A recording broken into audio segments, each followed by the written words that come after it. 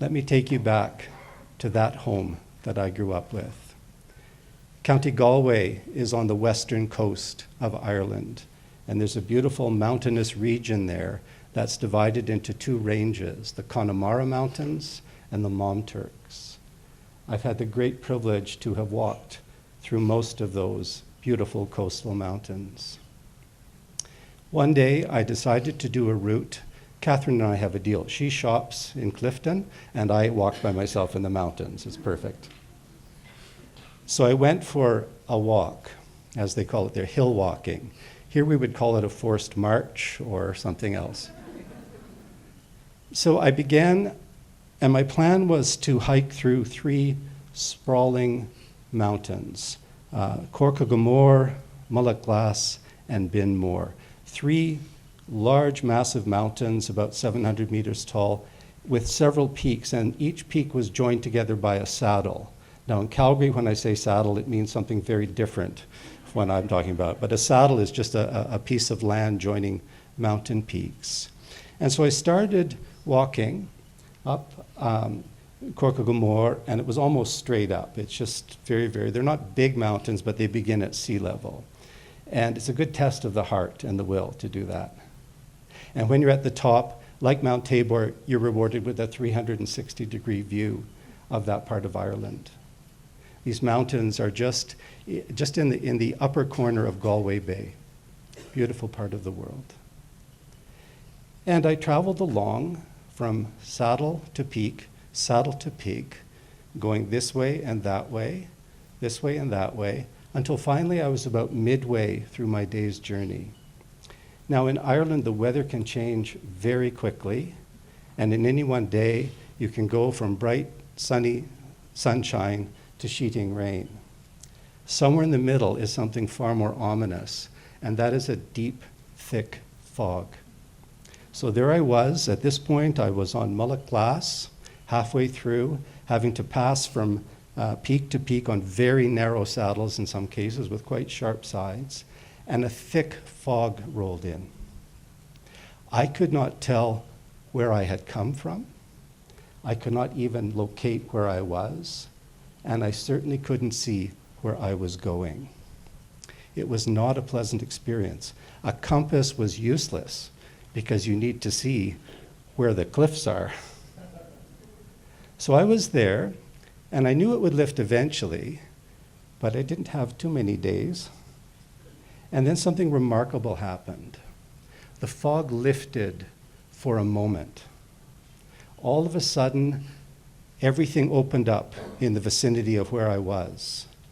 And I could see the path I had come from, I could see where I was, and I could see the next set of saddles to get me to safety, to get me where I needed to go. All of a sudden, from a sense of dislocation, not knowing where I was, not knowing where I was going, I had a sense of location. I had a sense of where I'd come from and where I needed to be. All of us have been in a fog like that sometime. The Indigenous Anglicans of our church have been in that fog. A fog placed upon you. We all know what that fog feels like. When a fog lifted for me, I paid careful attention to it. I knew it was a moment given to me to find my way home. 31 years ago, members of the Indigenous Anglican Church had a moment like that. The covenant was revealed with clarity to members of your church. The covenant was revealed with clarity, and the way forward was made clear to you. The legacy of your ancestors was reclaimed as you saw the way forward.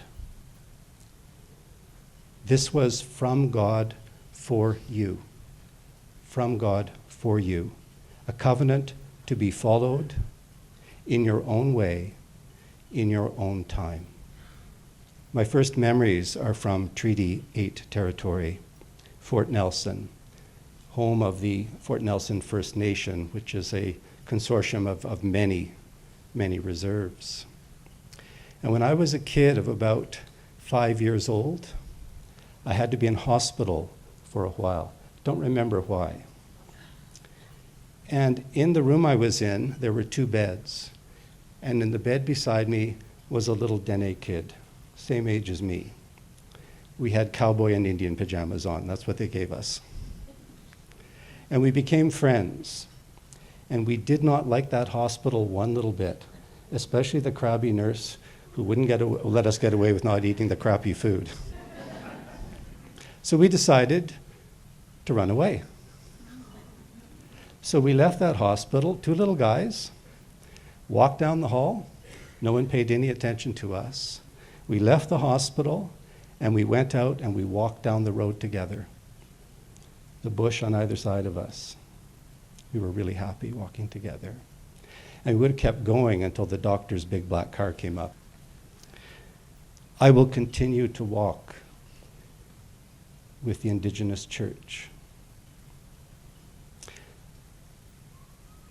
I will